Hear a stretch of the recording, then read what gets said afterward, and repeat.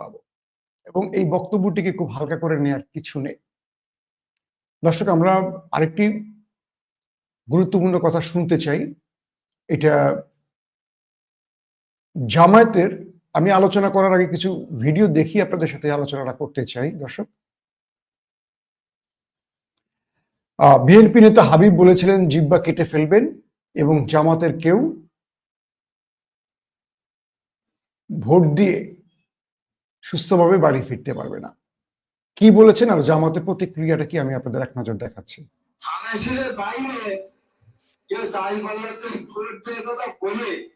সেখান থেকে সুস্থ হয়ে বাড়িতে ফিরে আসবেন বিএনপি নেতা কর্মীদের কাছ থেকে। এটা যদি হয় তাহলে আপনি হাজার হাজার কেন, লক্ষ লক্ষ কেন, কোটি কোটি পুলিশ কেন, প্রত্যেকের জন্য একজন পুলিশ একজন আর্মি নিয়োগ করো। আমি চ্যালেঞ্জ করছি, আগামী দিনে লেভেল প্লেইং ফিল্ড এবং অংশগ্রহণমূলক অবাধ সুষ্ঠু নির্বাচন হবে না। আর যদি না হয়, না হওয়ার পরিবেশ যদি হয়, বাংলাদেশ জামাত ইসলামী নির্বাচনে অংশগ্রহণ করবে না এটা বলছি না, আমরা এরকম কোন আরেকটা ফ্যাসিস্টের নির্বাচন হতেই দেব।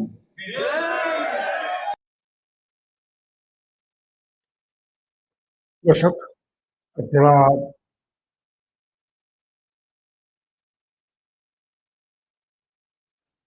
আপনারা শুনলেন জামাতের ঢাকা মহানগর দক্ষিণের সেক্রেটারি শফিক মাসুদের, ডক্টর শফিকুল ইসলাম মাসুদের বক্তব্য। তিনি বললেন, তিনি বিএনপি নেতা হাবিবের বক্তব্যটি শুনিয়ে বলেছেন যে এই পরিস্থিতি হলে কখনো বাংলাদেশে সুষ্ঠু নির্বাচন হবে না, সুষ্ঠু নির্বাচন হলে জামাত, নির্বাচন না হলে জামাত যাবে না।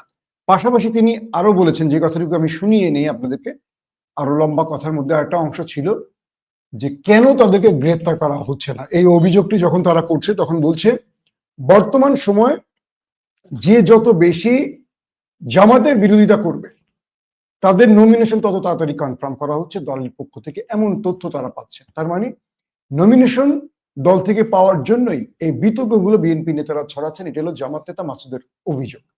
দর্শক, আমরা দেখলাম যে বাংলাদেশের আরেকজন আমাদের সুপারস্টার, কি বলবো, বৈষম্য বিরোধী আন্দোলনের সামনের সারির নেতা, তার বিরুদ্ধে মামলা হয়েছে। সার্জিস আলম, একটি ফেসবুক পোস্টকে কেন্দ্র করে তার বিরুদ্ধে মামলা হয়েছে। বলা চলে বাংলাদেশে জুলাই বিপ্লবের নায়কদের প্রথম মামলাটি শেষ পর্যন্ত হয়ে গেছে একটি বড় দলের পক্ষ থেকে। এটা আমাদের জন্য অবশ্যই দুঃসংবাদ, লজ্জার সংবাদ। আমরা এটা আশা করি না। যারা এই দেশকে দ্বিতীয়বার স্বাধীন করলো, যারা এই দেশে আমাদের আজকে কথা বলার সুযোগ করে দিল, যারা ফেব্রুয়ারির মতো সময় একটা নির্বাচন হবে, সেই নির্বাচনে মোটামুটি ধরা যাচ্ছে যারা কখনো ক্ষমতায় আসার স্বপ্ন দেখেনি তাদের ক্ষমতায় আনার ব্যবস্থাও করে দেওয়া হচ্ছে, এই জুলাই বিপ্লবীরাই করে দিচ্ছে। তাদের বিরুদ্ধে মামলা হলো, তার মানে ক্ষমতা আসলে তাদের বিরুদ্ধে কত মামলা হবে একবার চোখ বন্ধ করে কল্পনা করা যায়। যখন তারা বিরোধী চেয়ারে বসবে, অর্থাৎ আজকের বিপ্লবীরা, আর তারা ক্ষমতায় বসবে, তখন তাদের গঠনমূলক বলি আর যে কোনো ভাবে বলি, গণতান্ত্রিক পন্থায় কোনো সমালোচনা হলে এদের বিরুদ্ধে ঠিক হাসিনার কায়দায় প্রচুর মামলা হবে, এটা মোটামুটি কনফার্ম। তার মানে আমরা এই বন্দোবস্ত চেয়েছিলাম জুলাই বিপ্লবের পর, তাহলে হাসিনাকে সরালাম কেন, এই প্রশ্নটা আবার আসে। মাঝে মাঝে আমার মনে হয় 5 আগস্ট না এলেই ভালো হতো। কারণ কি জানেন, 5 আগস্টের আগে আমরা স্বপ্ন দেখতাম একদিন হাসিনা মুক্ত হবে এই বাংলাদেশ, একটা সুন্দর বাংলাদেশ উপহার পাবো। কিন্তু 5 তারিখের পর ক্রমান্বয়ে আমাদের সেই স্বপ্ন নিয়ে যাচ্ছে, ক্রমান্বয়ে সেই স্বপ্ন আমাদের হারিয়ে যাচ্ছে। এখন আর আমরা বলতে পারছি না হাসিনার পতন হলে একটা সুন্দর বাংলাদেশ পাবো। কারণ সুন্দর বাংলাদেশ গড়ার জন্য যে সুন্দর সুন্দর মানুষগুলোর দরকার, আমাদের দেশের রাজনীতিবিদরা সেই সুন্দর মানুষের জন্ম দিতে পারেনি। আমরা দিয়েছি কিছু দুর্নীতিবাজ, চাঁদাবাজ, লুটপাটকারী, সন্ত্রাসীদের জন্ম। রাজনীতি মানে এটি, তোমার ক্ষমতা আছে তুমি দখল করো। কিন্তু আজকে যারা সন্ত্রাসী, দুর্নীতিবাজ, চাঁদাবাজ, বিরোধী দলে থাকার সময় তারা দেখিনি পুলিশের গাড়ির সামনে বুক পেতে দিতে, বিরোধী চেয়ারে থাকতে দেখিনি তারা পুলিশের একটা গাড়ির আওয়াজে উঠে পড়ে দৌড়তে তাদেরকে দেখেছি, কিন্তু তারা বেগম জিয়ার বাড়িটাকে রক্ষা করতে পারে, তাকে গ্রেফতার থেকে বাঁচাতে পারেনি, বালুর ট্রাক সরাতে পারেনি। কিন্তু আজকে তারা অন্যকে হুমকি দিচ্ছে জিহ্বা কেটে দিবে, অন্য দলকে ভোট দিলে, দাঁড়িপাল্লায় ভোট দিলে বা ধানের শীষে ভোট না দিলে সুস্থভাবে বাড়ি ফিরে যেতে পারবে না। তাহলে তারা ক্ষমতায় আসবে, আবার ভোট হবে, তাই তো? তার মানে আমরা যে বাংলাদেশের স্বপ্ন দেখছি সেই বাংলাদেশ আমরা পাচ্ছি না, এটা কনফার্ম। কিন্তু প্রশ্ন হলো, এই বক্তব্যগুলো দিচ্ছে, সোশ্যাল মিডিয়ায় ভাইরাল হচ্ছে, এদেরকে কেন বহিষ্কার করা হচ্ছে না? এদের বিরুদ্ধে শাস্তিমূলক ব্যবস্থা নেওয়া হচ্ছে না কেন? যদি ফেসবুকে পোস্ট দেওয়ার জন্য সার্জিস আলমের বিরুদ্ধে মামলা হয়, তাহলে একজন বড় নেতা, রাজনৈতিক দলের প্রধানের উপদেষ্টা মিস্টার হাবিব, তিনি গ্রেপ্তার হচ্ছেন না কেন? তার বিরুদ্ধে মামলা হচ্ছে না কেন? রাষ্ট্র এই হুমকি দেওয়ার জন্য, সন্ত্রাসী কর্মকাণ্ডের ঘোষণা দেওয়ার জন্য তার বিরুদ্ধে ব্যবস্থা নিচ্ছে না কেন? জনাব তারেক রহমান তার বিরুদ্ধে কোনো ব্যবস্থা নিচ্ছে না কেন? তাহলে আগামীতে কি হবে? যদি জিহ্বা কেটে নেওয়ার ঘোষণার পরও তাদেরকে বহিষ্কার করা না হয়, তাহলে তারা ক্ষমতায় এসে যে জিহ্বা কেটে নেবে, তার মানে আগামীতে আমরা জিহ্বা কাটার রাজনীতি দেখব, এটা কনফার্ম। এই প্রশ্নের উত্তরটা বিএনপিকে দিতে হবে। আমরা বিএনপিকে ভালোবাসি বলে বিএনপিকে সন্ত্রাসী চেহারায় দেখব এমনটি না। আমরা নতুন বাংলাদেশ গড়ার স্বপ্ন দেখছি। আমরা সেই সব ব্যক্তির কাতারে না যারা অক্সফোর্ড, ক্যামব্রিজে পড়াশোনা করে এসেও দলের কাছে মাথা বিক্রি করে দিয়েছেন, দলের এইসব নিয়ে কথা বলছেন না। কারণ আগামীতে তারা দলের কোনো প্রতিমন্ত্রী বা মন্ত্রী হতে পারেন, দলের গুরুত্বপূর্ণ পদে বসতে পারেন। তাদের টার্গেট দেশ পরিবর্তন না, নিজের ব্যাংক ভর্তি করা। এই অপরাধগুলোর আলোচনা নেই, এই অপরাধগুলোর বিষয় কোনো সঠিক সিদ্ধান্ত নেই, কিন্তু তারা তারেক রহমানের গুরুত্বপূর্ণ জায়গাগুলোতে বসে আছে। তাদের নামের সঙ্গে ক্যামব্রিজ, অক্সফোর্ড, হার্ভার্ড লেখা আছে, ডক্টরেট, হ্যাঁ, ডক্টর পদবি দেয়া আছে। তারা এগুলো নিয়ে কথা বলছে না, বরং তারা এগুলোকে নিজের পক্ষে নেওয়ার জন্য নানান রকম বিতর্ক সৃষ্টি করছেন। এই কারণে এটা বলেছে, এই কারণে এটা বলেছে। জনগণকে একটা মেসেজ দিতে হবে নির্বাচনের আগে। সেই মেসেজটা কি? যে ব্যক্তি বলেছে জিহ্বা কেটে নিবে, তাকে আমরা বহিষ্কার করেছি, তখন মানুষ কি বুঝবে? তখন মানুষ বুঝবে যে না, এই দল নির্বাচনের পরে বিজয়ী হলে ব্যবস্থা নেবে। তার দলের একজন এত বড় নেতা যখন এই কথা বলেছে, তাকে ছাড় দেয়। আমাদেরকে এই বার্তাগুলো দেবেন তো, তাই তো? দেখেন, জামাত নিয়ে আমি খুব বেশি আলোচনা করি না, কারণ এরা ক্ষমতায় আসবে না, 50 বছরে এরা ক্ষমতায় আসবে না। তবে এদেরকে ক্ষমতায় আনবে একটি দল, তার নাম হলো বিএনপি।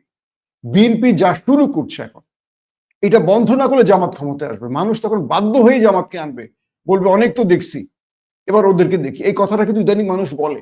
আমি ঘুরিয়ে আমার বার্তাটা যেভাবেই দেই আপনারা বুঝে নেন। বিষয়টা হলো যে বিএনপি যদি সৎ নেতৃত্ব তৈরি করতে পারে, মানুষের মধ্যে শান্তির একটা পরিবেশ দিতে পারে, মানুষ যা চাইছে বাংলাদেশে তা দিতে পারে, মানুষ বিএনপি কিন্তু চাইবে, তাই তো?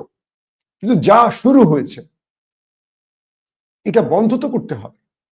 হাবিবকে গ্রেপ্তার করা হয়েছে এত বড় হুমকি দেওয়ার পর, করেনি।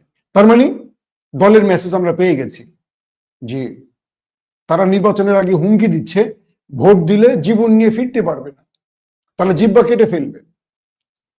তার মানে তারা বিজয়ী হলে এই কাজগুলি অব্যাহত থাকবে আরো ভয়াবহ ভাবে, তাই তো? ওকে, আমরা এই মেসেজ ক্লিয়ার।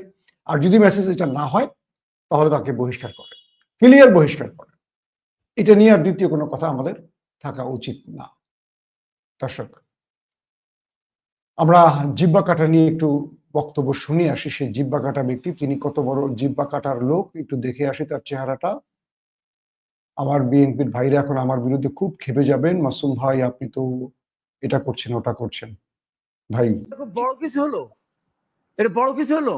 আজকে আমি একটু জিহ্বা বলি, কাটাটা খুব বড় কিছু হলো, এটা বড় কিছু হলো। আজকে যদি যে বলবে তার এই কথা বলার জন্য বা বিএনপির বিরোধিতা করার জন্য যদি সত্যি কারোর জিহ্বা কেটে নিয়ে আসে, আপনি কি খুশি হবেন? আমি তো খুশি হবো, বাংলা হলে আমার নামে হবে। বুঝতে পারছেন তো? মানে তিনি জিহ্বা কাটাকে বলছেন এটা কোনো বড় বিষয় হলো, জিহ্বা কেটে ফেলবেন, এটা কিন্তু বড় বিষয় না। উপস্থাপিকা প্রশ্ন করছে, যদি জিহ্বা কেটে ফেলে আপনি খুশি হবেন? হ্যাঁ, আমি খুশি হব। বুঝতে পারছেন তো?